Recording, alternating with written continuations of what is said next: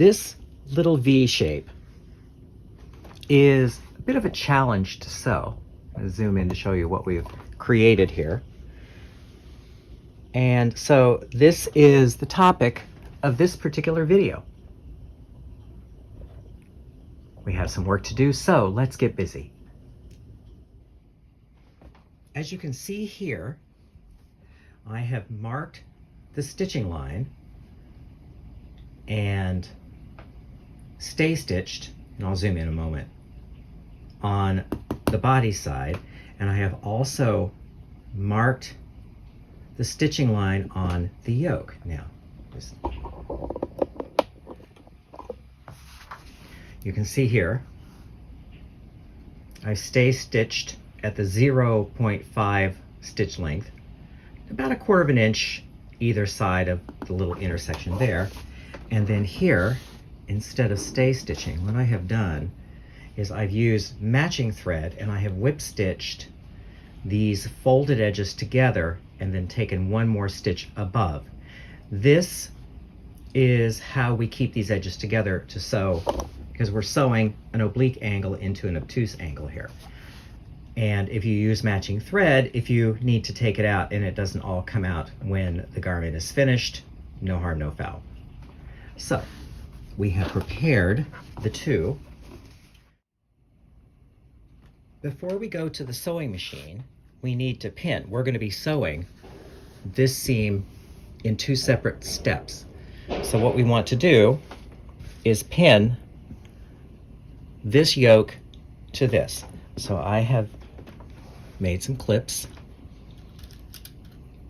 and so you want to take that point there. You want to match it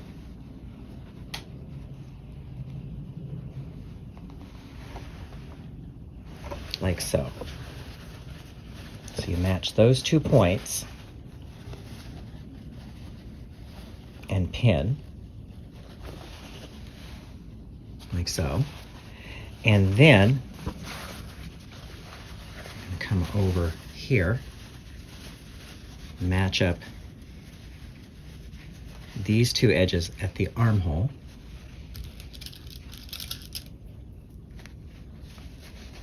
and pin. And see, we match the matching notches that we've added in the pattern.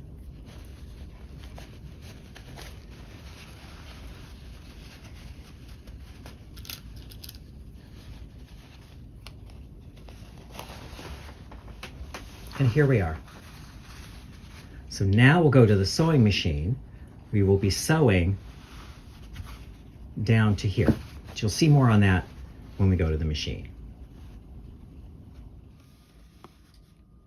We're going to sew at a 5/8 inch seam allowance.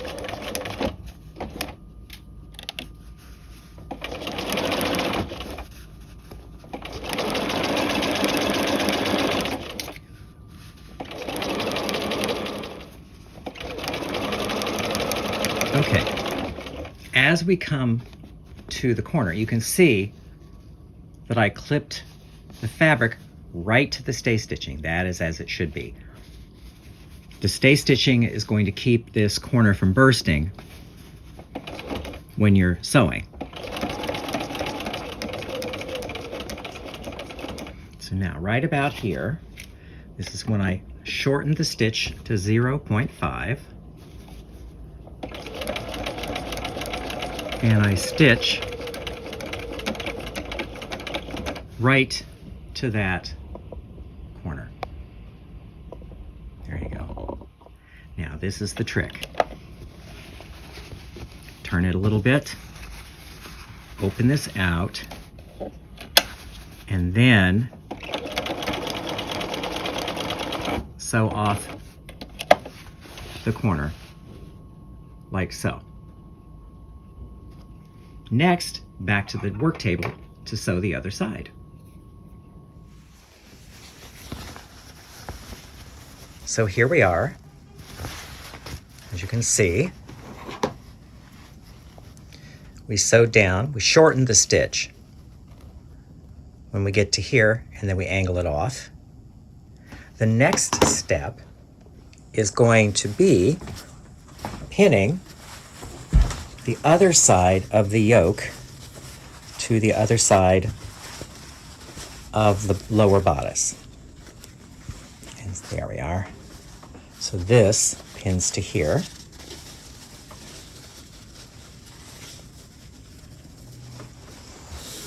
And so as you imagine, we've already matched this side up here, or this end actually. And so now it's just a matter of matching the matching notches and lining up the edges. So we're going to start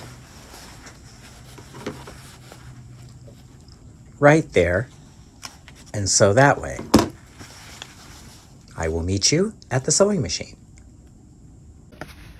Next, we have shortened the stitches to 0.5.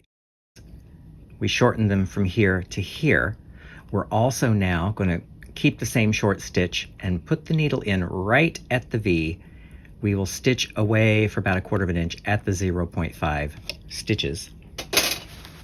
And from there, we will lengthen the stitch back to a standard 2.5.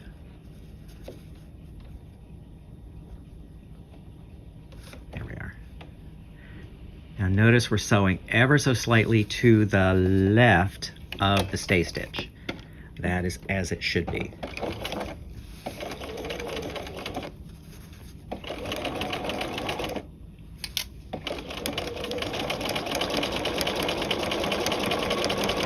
Go back to the standard stitch length and sew the rest of the seam.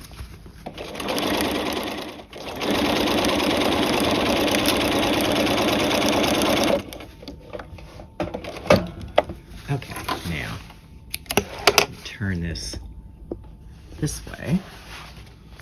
So there you have. I'll take that little stitch out and press it, and we'll have the little V. Once I have it pressed, I'll bring it back and show you a good close-up.